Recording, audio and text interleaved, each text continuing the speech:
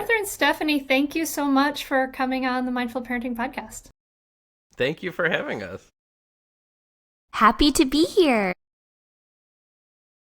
I'm glad you're here, and I was before we talked, I was like watching the what to do, like if you're how to fart your baby clip that you have, which is pretty great because it's like it's so true. You're not burping your baby. You can be farting your baby. That's a better way of thinking about it sometimes. You know, it's something you don't hear from other parenting channels. We are the only one that will cover that topic. How to fart your baby. How to fart your baby. Well, I want to get back to that, but I'm excited to talk about this conversation as part of a series on stress, and I think this is so important. One of the biggest ways that we can combat stress in parenting is humor, but I think sometimes we go to like pretty dark humor sometimes as parents, so we're gonna, just sort of that dark coping humor. But before we dive into that, I'm just curious about you guys, like, what was your childhood like and how were you raised? And was humor a part of, what drew you to writing for humor? Okay, yeah, I'll go first. Well, yeah, that's a really good question. Let me see. I mean, I had a pretty positive upbringing, I would say, and I'm trying to think. I sort of feel like my sense of humor was maybe, if I were to psychoanalyze it a little bit, maybe came from a mix of my mom's politeness or perhaps somewhat, people-pleasing nature. Although my mom's not so much a people-pleaser. She just doesn't want to get in anyone's way or step on their toes. But I think I took that and ran with the people-pleasing part of it. And then just my dad's bluntness and his inability to be anything except himself, which I think kind of lends itself to humor. I'll give you an example. He used to come see my Little League baseball games. He would come watch the games. But he had no interest in watching children play baseball, so he would sit 50 yards away under a giant oak tree reading a book about the Civil War. That sounds exactly like if I had played baseball, that's what my dad would have been doing. Is he a curmudgeon now? Is he a bit of a curmudgeon now? Yeah, he's always kind of been a little bit of a Larry David throughout his entire life. But, I never held that against him. It's a great lesson you could learn from someone. It's just you just be yourself, I actually really value it. There's something, but I think that, and also from an early age, I was obsessed with the show Saturday Night Live. So when I was 11 years old, I don't know if I've ever told you this, Stephanie, but my sisters and I forced them to start a weekly sketch comedy show that we would perform in our living room in front of my parents called Meyer Kids Night. And we would do it live every Saturday night at 8:31 p.m. because I thought that was funnier than 8:30 p.m. And so my dad would have to, sit through these half-hour shows. He would have rather been doing anything else. My mom liked them, though. So it was very fun and funny to perform in front of two people, one of whom had no interest in being there. Well, that's kind of good that, like, at least you're trying to be funny. Sometimes, like, the performances that I've sat through for my kids are often more like they're not dramatic or they're not funny. They're somewhere in between, and they're just like epic. They just keep going on and on because they're improvising on the spot. So it's just like, they okay. just make it up. They don't write out scripts or write cue cards like I did. No scripts or cue cards, no. It's funny, Arthur, we did a similar thing in my family, but my parents were involved. We did live from Augusta. It's Monday morning. We were living in Augusta, Georgia at the time. Uh-huh. And we would write sketches and we'd videotape them. So we have them forever. Why have you never, I can't believe you've never sent me any of these. I need to see one of those. Yeah, we did convert them onto DVD, so they're somewhere. I think they're at my parents' house. But yeah, I had a wonderful childhood. My dad is a very funny man, and I attribute my humor mostly to I moved around a lot when I was growing up for my dad's job and always was having to make new friends. And I did that by trying to be the funny person in class. Didn't always work, but I made some friends and think it allowed me to create my humorous personality. You're kind of forced to find a way to fit in. And so you guys have, I know that you have written for things like, The Onion, right? Or Mad Men, The Tonight Show, all kinds of like major things. I could be asking you about all of those things, but because there's so much there, I'm very curious. I loved Mad Men. You're more than welcome to. We don't have to limit it to parenting, but I don't know if that would put off your audience. I think it's so. Maybe we'll get back to Mad Men at the end, but I'm curious. So now you guys have kids. How did you decide to create ABC Parenting? And just kind of like tell. Maybe we can put a clip in here that you sent me of like some things that you have in there, but maybe you could just describe what it is for people and tell me how you decided to create it. Yeah, so ABC Parenting is a comedy, digital series. It's like a web series that we post on Instagram, TikTok, and YouTube. And it's basically a satirical, it's sort of a parody of like parenting advice channels. So there's so many parenting advice channels on the internet. And that's how I came up with the idea. My wife was pregnant and we were a few months in and I started to freak out and I'm like, I need to look up how to be a dad. So if you just type that into YouTube, you will find so many videos, all of which had really good practical advice. And I was like, oh, you know what? There's one thing missing from this. None of it is bad advice. And I can come up with bad advice and deliver it confidently with a co-host. So I took it upon myself to write 50 episodes because I wanted it to feel like a real parenting channel. And a friend of mine was going to play my co-host, but she actually got pregnant and was, not feeling great, that first trimester thing. And so I was kind of scrambling to find a replacement. And about a year earlier, like shortly after my wife gave birth, the only thing that we did aside from taking care of the baby was watch Mad Men. We had never seen the show Mad Men. And it sucks you in.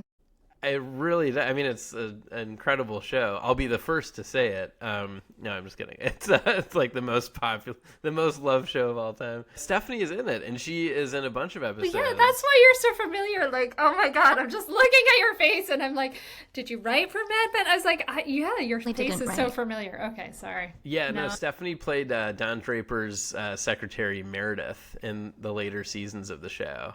And it's been a while since I watched. So I apologize. But, it's time for a rewatch. Yeah.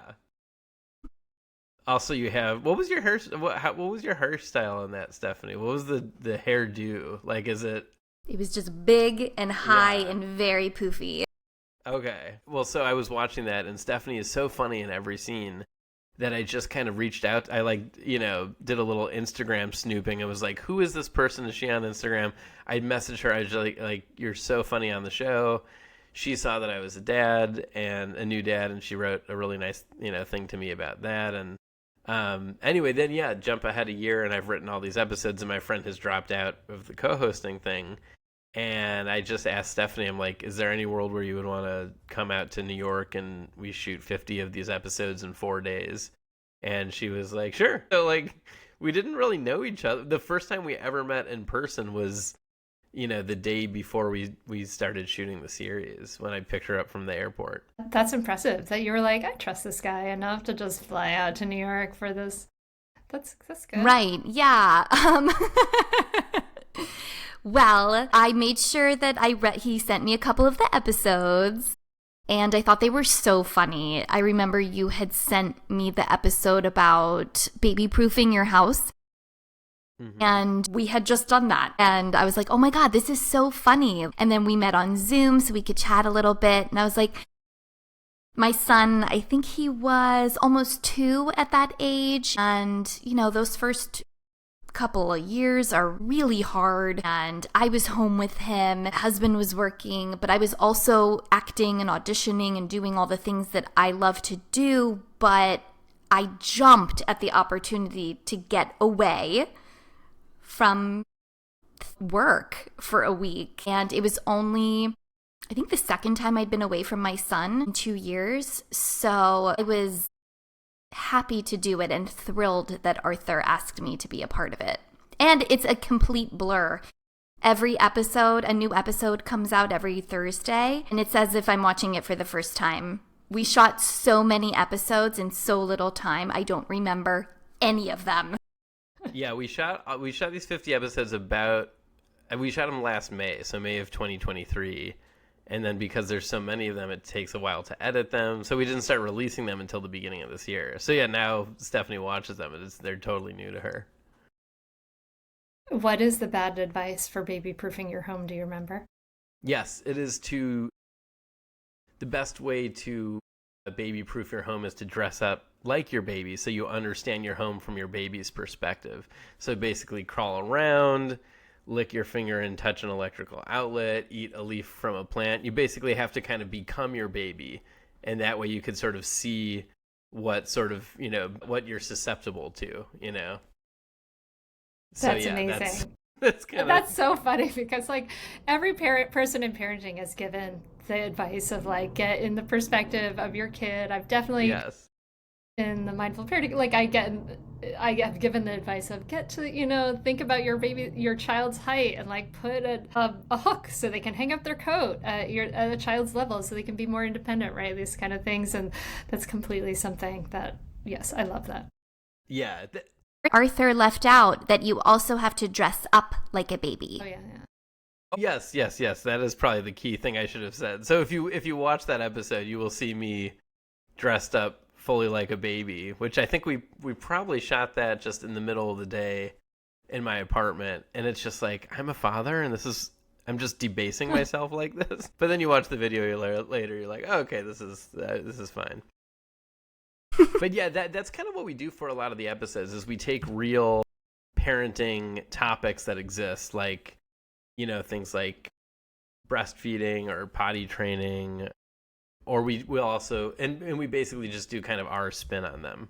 So we'll kind of like, heighten or exaggerate a traditional piece of baby advice, baby parenting advice that people get. But then we also have songs for certain episodes, and we kind of try to model that a little bit off of like, Miss Rachel, those types of shows where they kind of come up with their own music. Yeah, I know. Yeah, those songs where if you play them, or your child will demand to play them enough that you start to feel like you are being tortured, Yeah. I remember the intensive search for kids music that I could swallow. I could handle. It was like, no, we can't be doing any more of this. Yeah. Kids chorus or whatever it was that it was like drive me crazy. So dear listener, you can see why I brought Arthur and Stephanie on. Parenting is so incredibly hard. We need a stress relief. We need an escape valve. We need to be like making fun of it sometimes because we are so, at least this generation of parents, and the way we are in the United States these days, we're so intensive about it. We want to get it right. It's so important. And it's so important. And it's ridiculous. Like there's so much stuff that's so ridiculous. And like we need to acknowledge these things. It's so, I think sometimes when I think of like parenting humor, like I think like in my own family, like it does get a little dark, like when we're been in tough times and we're like trying to make fun of it and just like make it through that tough time. Like it can get a little dark and then we feel guilty. But like this, I think ABC parenting is like, is just, you're not dark. You're just stress relief, which is helpful. Yes. Yeah. I should say though, as a parent of a 2.5-year-old, there are plenty of dark thoughts. I just don't put them into ABC parenting. Yeah. So do you're a parent of a 2.5-year-old, Arthur. Stephanie, you have a 3-year-old, you said. You guys are like in the thick of the like very intensive, very intensive time. How are you using humor in your own parenting life to kind of cope with everything that's happening, or is this only is the web show your escape valve? I certainly try to. Not always easy, but I find that the day goes by faster, better. We try to use humor in those tough situations. Yes, 3-year-olds are very opinionated. My son has an opinion and likes to say no everything. The other day, he actually told me that I'm saying no to him too much. So that was fun to hear. So took that, and yeah, it's almost like you just have to like switch in your brain. It takes 2 seconds, but instead of reacting, saying no, you react and try and make light of it. It's not easy all the time, especially at the end of the day when all you want is for him to put his pajamas on and go to bed. But I think humor is ultimately, at least with my child, and the best way to get him to do anything that we want to get him to do. Like, we notice his personality. He really thrives when we make things like fun and exciting, almost like games. So when we potty trained him, we made it the most exciting thing he is ever going to do in his whole life. And it was the easiest thing, which wow. How did you make it that exciting? We just we were like his hype people. We spent a good 2 weeks. We did that 3-day thing, and where you stay home and you just potty train. And we hyped it up for 2 weeks before. Every day, we're gonna potty train in 2 weeks. We're gonna potty train in 10 days. And he was, by the time it came around, he was so excited. And he's also very easily motivated by food. So that helps. We used M&Ms and it was very, very easy. But yeah, and we're also ramping up right now to transition him into a big kid bed. He doesn't seem as excited about it, but we'll get there. Yeah, okay, all right. How about you, Arthur? Well, yeah, I mean, it's I love that, by the way. I hope that your son is still just as excited about peeing and pooping when he's an adult too. I hope that your level of excitement will translate to him being 45 and just oh my god, I just pooped. Yeah. Me too. Well, yeah, I think humor just, humor is basically, it's just a form of connection. So I think you're kind of it's a way of just having, it doesn't necessarily mean being funny per se. I think that can be a little bit of a point of confusion for people. I think it's just it's honestly just playfulness and having fun. So for example, my son, Theo, he's very outgoing. He's our only kid. And so he'll often talk to, because he loves talking, he'll talk to his stuffed animals a lot, but sometimes he prefers to talk to a person. So I'll just make up little characters. There's one I do called Grandpa. And, Grandpa, he sort of sounds like this. He's always pretty happy. He's someone that Theo can come talk to about anything. That's the difference is Grandpa will never, I'll never scold Theo or whatever a better word for scold is. But Grandpa is always positive. So Theo knows that he could kind of always talk to Grandpa, for any sort of, just any sort of positive spin on something. Does he ask to talk to Grandpa? Yeah, sometimes he'll ask to talk to Grandpa, or occasionally he'll want Grandpa to put him to sleep at night. Another fun thing that we've done, and this sort of speaks to Stephanie's point of trying to get your kid to do what you, the parent, want, is, for eating vegetables, we do this thing that he's responded to really well, where we'll be like, whatever you do, don't eat the cauliflower. Okay, no cauliflower. And then he looks at us mischievously, and he holds the cauliflower to his mouth, and we're like, no. And then he puts it in his mouth, and we go, no! And then he chews and swallows it, and we are just slow motion, no! And he loves that, and he then eats the vegetables. Mm-hmm. So it kind of works for both, and I think he actually likes them too, But it's just kind of a little playful, thing like that. Or another example is recently he's been a little bit scared of monsters.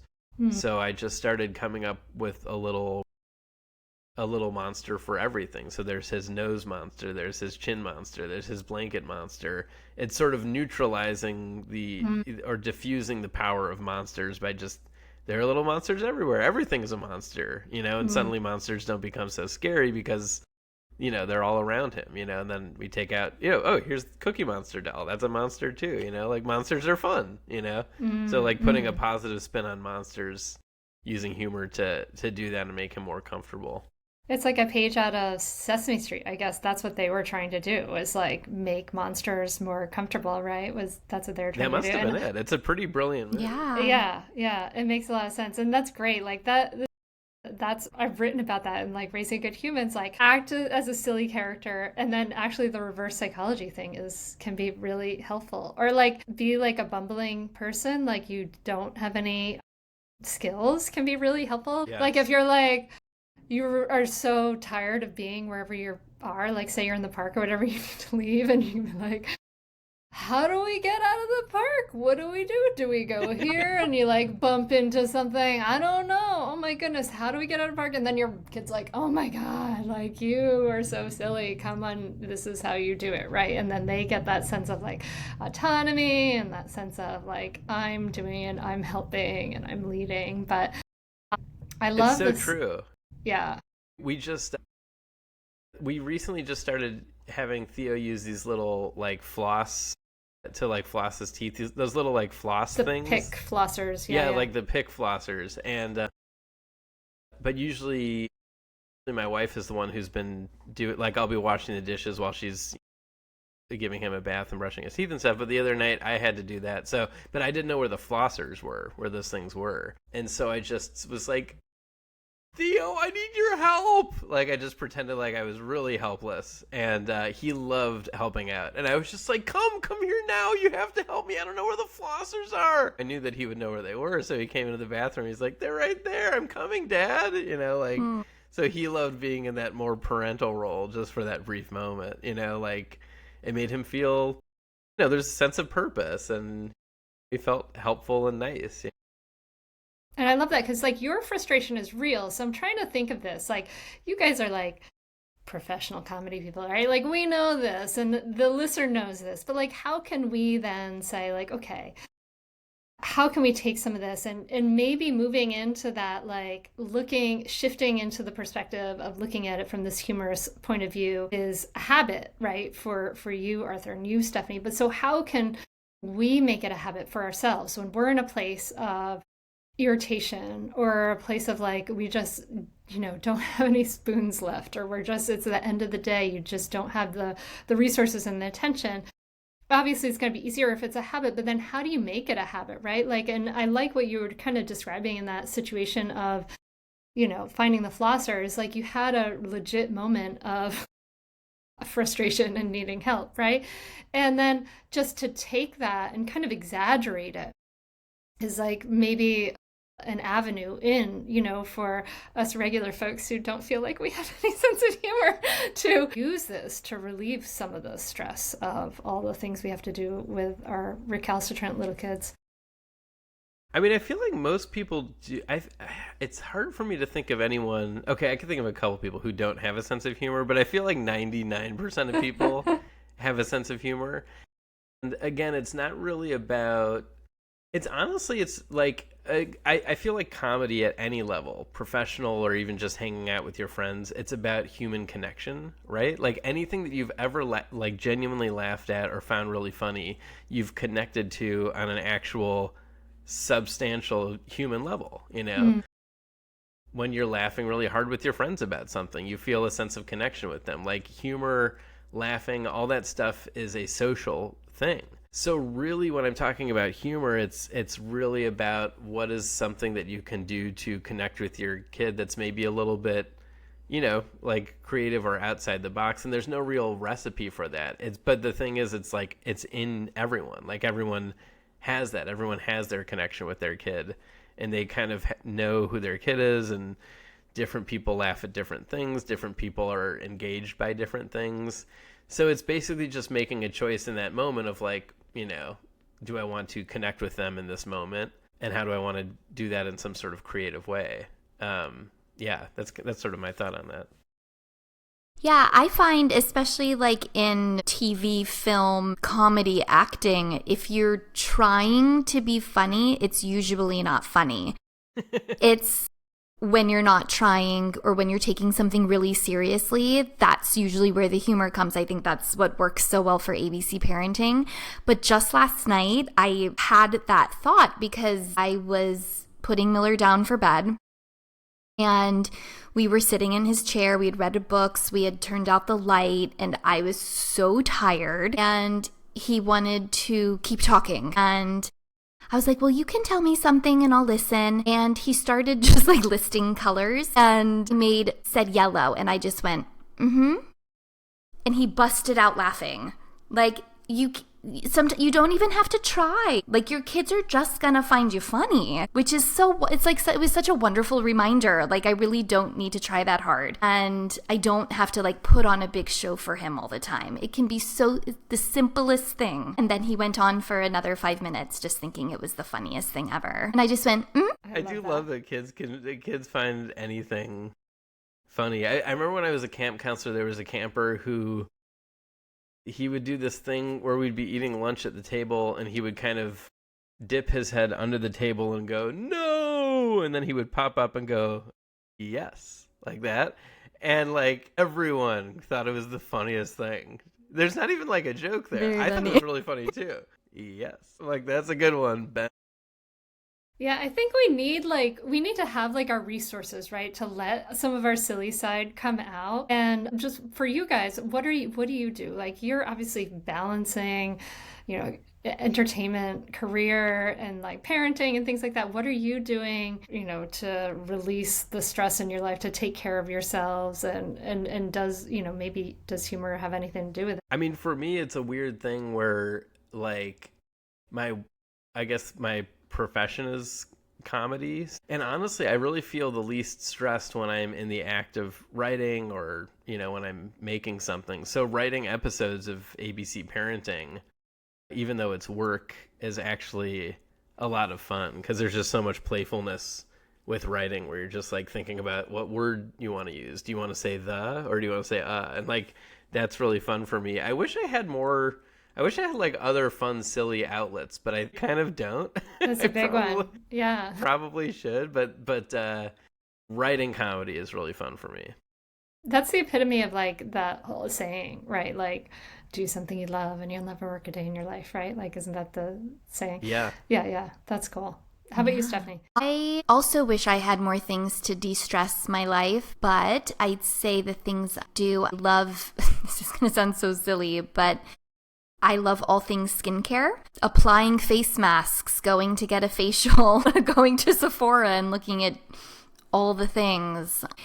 That makes me happy. I'm doing a 28-day wall Pilates challenge. I'm just always kind of finding things that I can do. And also there's a big part of being an actor and a writer where you have to have a full life outside of that too. I think having a kid obviously helps with that, but also, working out, trying new things. One of my favorite things to do right now actually is I like to bake, and I'll bake and listen to Broadway show tunes. And that is like one thing that I love to do. Yeah.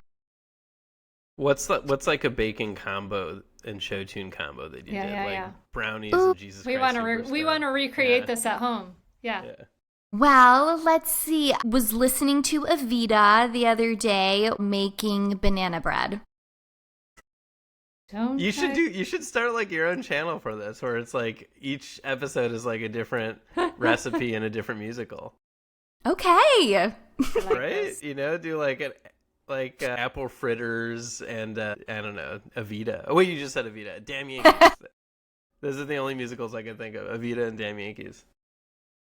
That's amazing. You should totally do that. What aspects of being a parent and having a kid do you find funny? I mean, it's just so chaotic. It's just always, I think it's the chaos of it that you never know. They're just, I mean, I guess I shouldn't say completely unpredictable, but like pretty unpredictable. Like even as well as you know them, they're just constantly entering a new phase of growth and development. So you're like, okay, well, I don't know how they're going to be in this phase.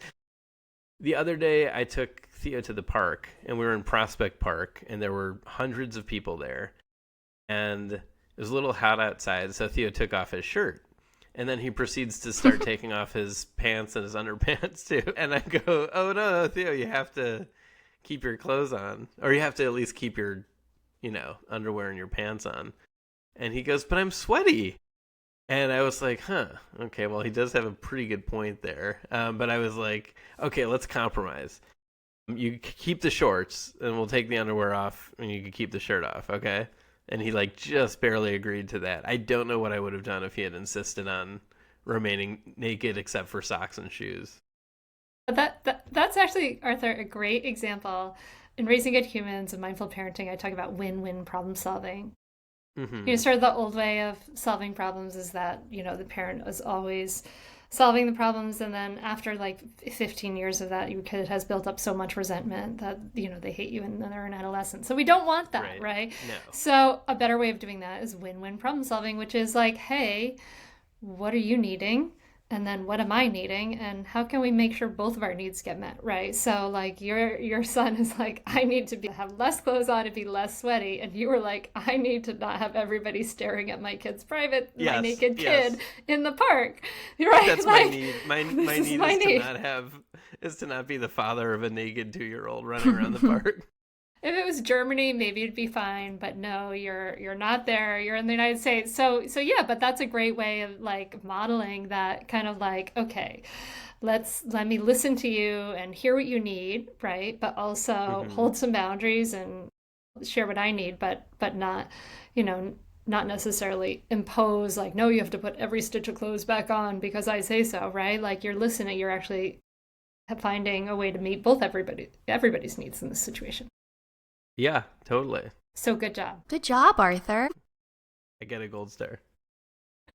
But that's what I would say is I think there's just a natural chaos to parenting that kind of aligns nicely with comedy, because comedy is all about just, we live in a naturally chaotic world, and we just want to laugh about it, about how weird and arbitrary everything is, the rules, the world that we've designed and set up, Yeah, I think there really is a choice there. Sometimes I go through periods where I'm like, the world is always like horrifying and scary and funny and beautiful. And it's like all the things all at once, all the time. Yeah. And, when you're seeing some of the scarier parts of the world, it can feel sort of bleak and dark, but like you also do have to make a point, like Mr. Rogers said, right? You have to look for the helpers, you have to look for the humor, you have to look for that. And I love that that's part of like a muscle that you're honing, that we can hone too, dear listener. We can do it too. Stephanie, what do you find funny about being a parent? I am loving this 3-year-old age. I think you're one of the few people to say that about the 3-year-old age. I don't know. I'm loving it. I wasn't crazy about 0 to 3, but I'm loving his personality. I find everything he does pretty funny. Except when he hits me, or that's another conversation. Yeah, it has its struggles, of course. But even though it's like tough when he is saying no and has so many opinions and tells me to stop doing something, I find it funny. I think it's such a beautiful time in his life that he's finding his voice. And his dance moves are killer, and his little voice. Yeah, kids dancing is the funniest thing. It's the best. Yeah. And since we know he's a funny kid, so I thrive off of that as well. And it's hard though when he's not in a good mood or not feeling good to try and snap him out of that, because you can't. He's allowed to not feel good. He's allowed to be in a bad mood. But I, as an adult, feel like I'm never allowed to be in a bad mood. So I have to remind myself that, like, it's okay. It's okay that he's cranky. Stop trying to make him feel something that he's just not going to feel right now. I don't know how I got on that, but I find so much of what he does funny. And maybe, reminding yourself that you are also allowed to be cranky and in a bad mood. That you are. You don't have to be in a good mood all the time. But as you were speaking, Stephanie, like, what I was realizing is that, like, sometimes for a lot of parents, like when we're in a 3-year-old situation, 3-year-olds are so, like, it's like 3 and 13 are the big ages of separation. 3 is this big, like, I do it myself kind of stage, which can be great and can be incredibly frustrating, and the tantrums can be incredibly hard. But I guess what I'm hearing is like that instead of what a lot of people do, which is like, future pace. My kid is like this now. They're going to be like, if they're like this now, what are they going to be like in 10 years? What is it going to be like in this year? I better that's where I think a lot of parents' fear and stress comes from. And what I'm hearing from you, what you're describing about finding the humor in like a 3-year-old and then finding his voice and all the saying no and things like that, is that you're very much in the present moment.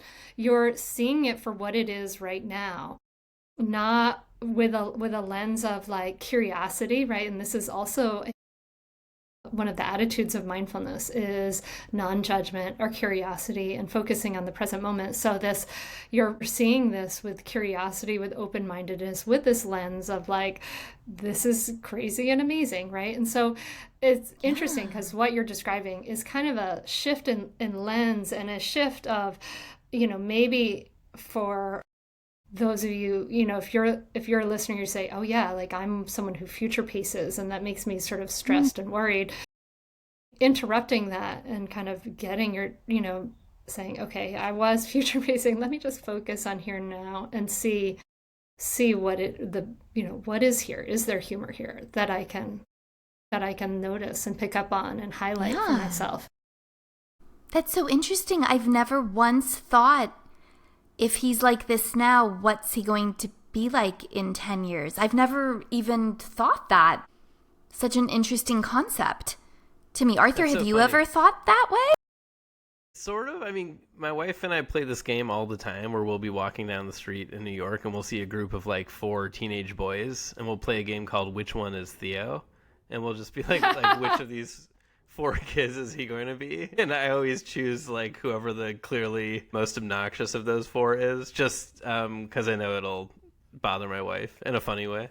But yeah, no, I mean, that is I do feel like that is a little bit of a worry that I have I think it especially pertains to my own, if I'm angry or upset about something, I have this feeling of like, oh, I don't want to show too much of it to Theo because then he'll, then I'll be modeling anger and, then he will, but which I don't think is the right way to look at it. But, how your parenting brain can just jump to the worst, you could just catastrophize so easily. But that's actually another thing that if I'm able to step back and be a little bit observant about that, like, first of all, if I'm able to step back from my anger in that moment and be like, I'm angry right now, kind of be mindful about it and a little bit of meditational state if I can, then that is helpful in the moment. But then also, usually those things that really affect me emotionally are things that I could then turn into an episode of ABC Parenting, for example, or look at humorously. So we actually do have an episode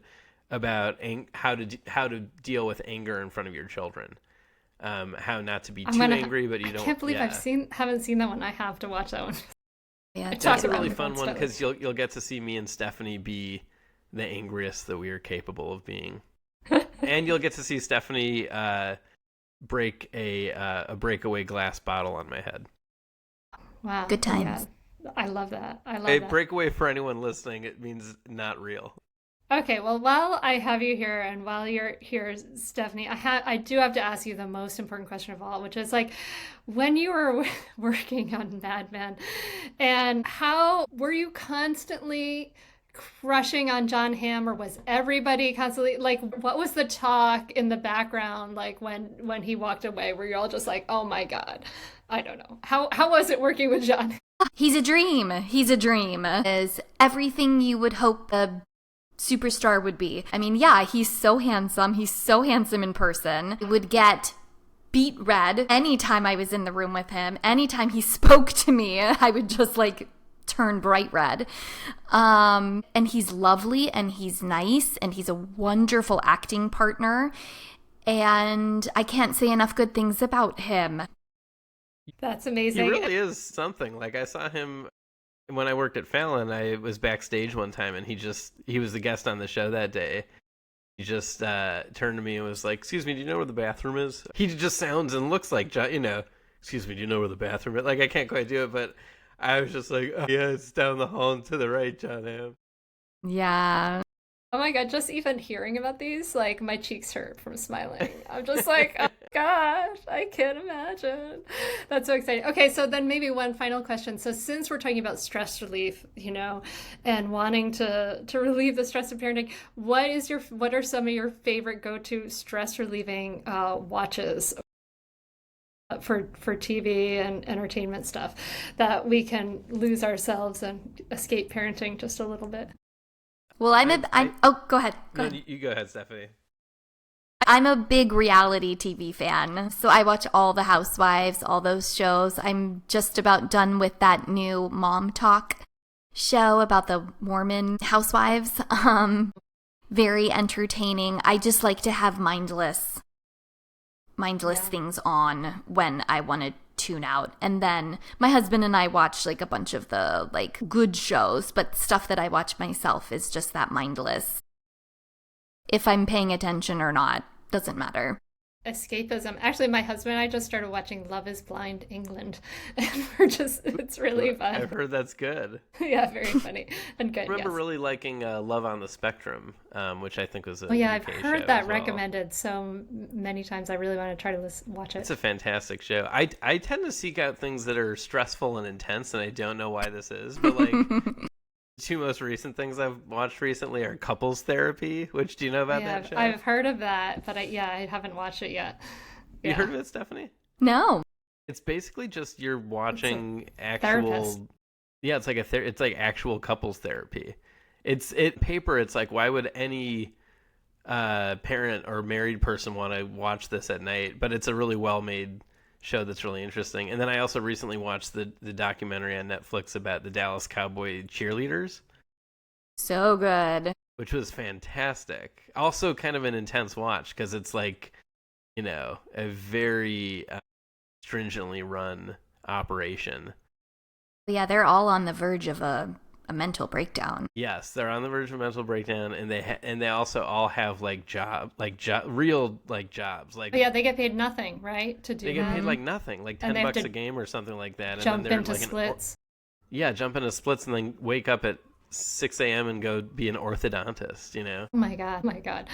All right. Well, this has been so fun to talk to you, Arthur and Stephanie. I love it. And I'm really enjoying ABC Parenting. I recommend it to you, dear listener. Check it out everywhere. You can find the things, YouTube and TikTok and Instagram. And anything else you want to leave us with, Arthur and Stephanie, before we say goodbye?